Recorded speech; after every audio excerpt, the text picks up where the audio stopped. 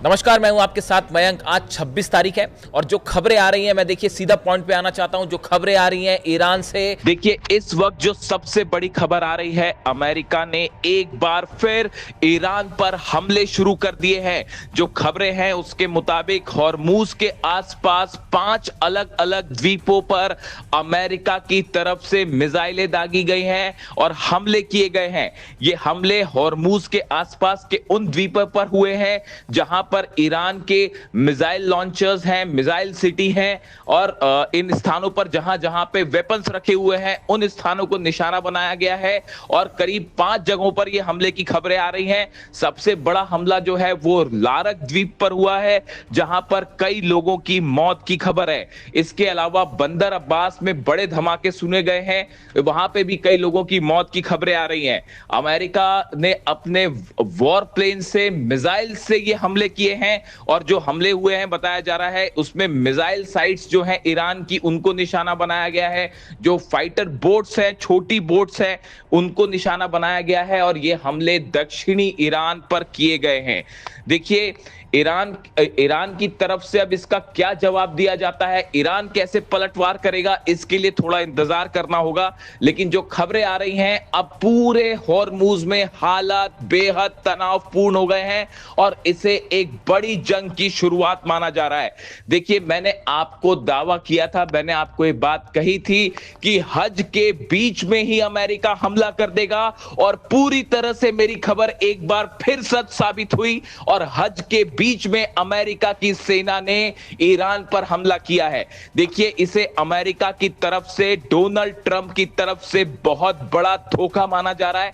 एक तरफ 5 देश, अरब देश ये कोशिश कर रहे हैं कि किसी तरह से ईरान से समझौता हो, अलग अलग स्तर पर बातचीत चल रही है। पाकिस्तान की तरफ से बातचीत की कोशिश हो रही थी और तमाम जो है वो कोशिशें चल रही हैं डिप्लोमेटिक स्तर पर कि किसी तरह ईरान और अमेरिका के बीच समझौता हो। लेकिन इसी बीच एक बार फिर बातचीत के नाम पर डोनाल्ड ट्रंप ने धोखा किया है और अमेरिका की सेना ने धोखे से ईरान पर हमला किया।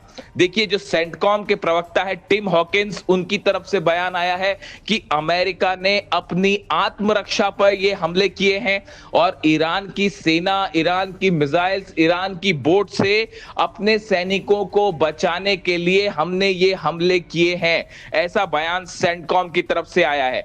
देखिए, अब जो वजह बताई जा रही है इस हमले की, पूरे हॉर्मूज पर ईरान का कंट्रोल था, वहां परिंदा भी पर नहीं मार पा रहा था, अमेरिका की सेनाएं कुछ नहीं कर पा रही थी। इस फ्रस्ट्रेशन में यह हमला किया गया, एक बड़ी वजह यह मानी जा रही है। देखिए, दूसरी बड़ी वजह यह मानी जा रही है कि ईरान ने अपना यूरेनियम सरेंडर करने से साफ मना कर दिया था, इनकार कर दिया था।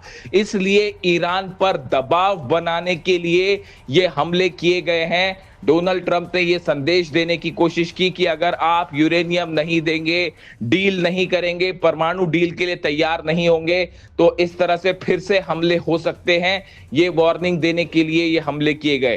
तीसरी बड़ी बात यह मानी जा रही है कि नेतन्याहू और कई ऐसे लोग हैं अमेरिका में, डोनाल्ड ट्रंप के करीबी, जो फिर से ईरान पर हमला करना चाहते हैं, जंग शुरू करना चाहते हैं। उनके कहने पर डोनाल्ड ट्रंप की तरफ से यह हमला करने के आदेश दिए गए और ये हमले किए गए हैं। देखिए, कल ही मैंने आपको यह बात बताई थी कि कई अमेरिका के फ्यूल रिफ्यूलिंग टैंकर्स जो हैं उन्होंने इजराइल से उड़ान भरी है। करीब 5 ऐसे प्लेन थे, रिफ्यूलिंग जेट्स, जिन्होंने उड़ान भरी। तभी इस बात का अंदेशा हो गया था कि अमेरिका ईरान पर हमला कर सकता है और अगले 24 घंटे के अंदर यह हमला हो सकता है। देखिए, मैंने आपको बिल्कुल सटीक ये बात कही थी, आप वीडियो उठा के देख सकते हैं 2 दिन पुराना, कि हज के बीच में हमला होगा।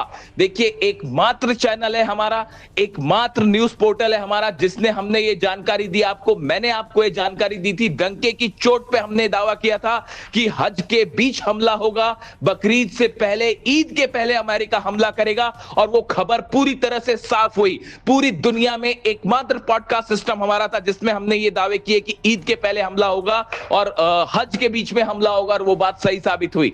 इसकी कई वजह थी। अमेरिका के वॉर प्लेन्स का जो मूवमेंट है वो लगातार ये बता रहा था कि अब बड़े हमले हमले की तैयारी है ईरान के ऊपर।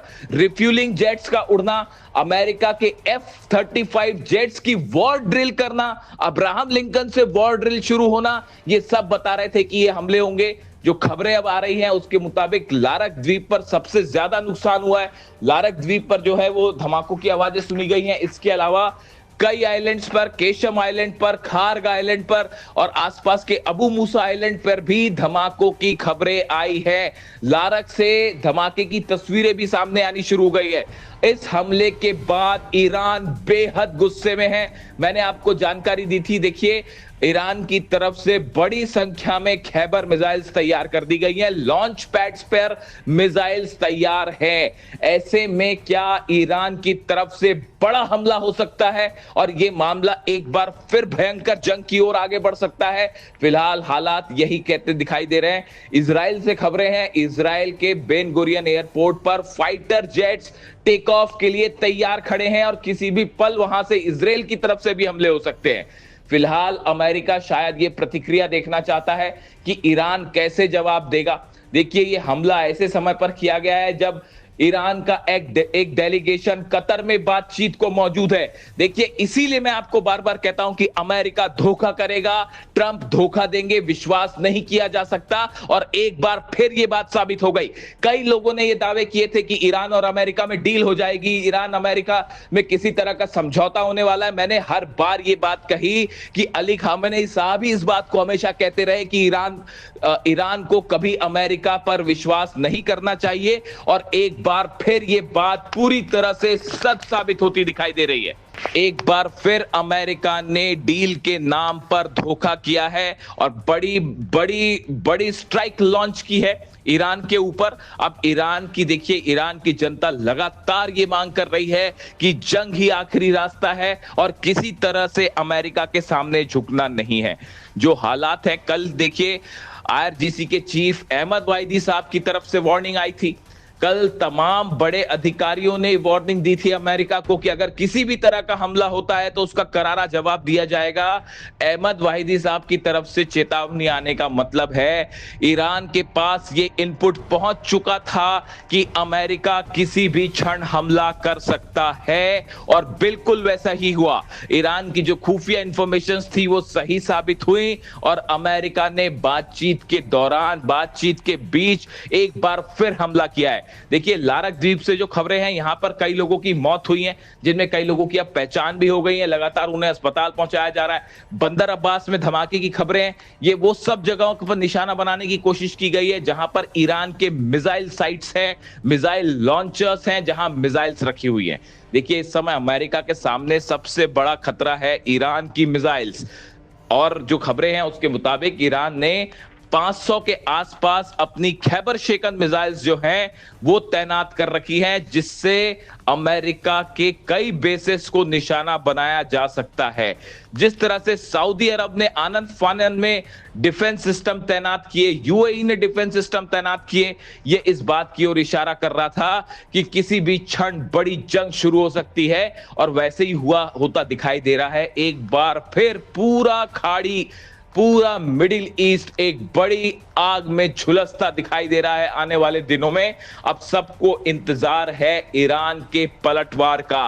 क्या एक बार फिर खाड़ी दोषों पर ईरान की सेना करारा बदला लेना शुरू करेगी? इससे जुड़ी जो भी अपडेट होगी हम आप तक पहुंचाएंगे। लेकिन जो खबरें ईरान की तरफ से आ रही हैं, ईरान ने एक बड़ी पलटवार की तैयारी शुरू कर दी है और ईरान की सेना ने फैसला कर लिया है कि इस हमले का मुंह तोड़ जवाब दिया जाएगा और अगले चंद घंटों के अंदर ही ईरान की तरफ से बड़ी प्रतिक्रिया देखने को मिल सकती है। देखिए इससे जुड़ा जो भी अपडेट है हम आप तक पहुंचाएंगे।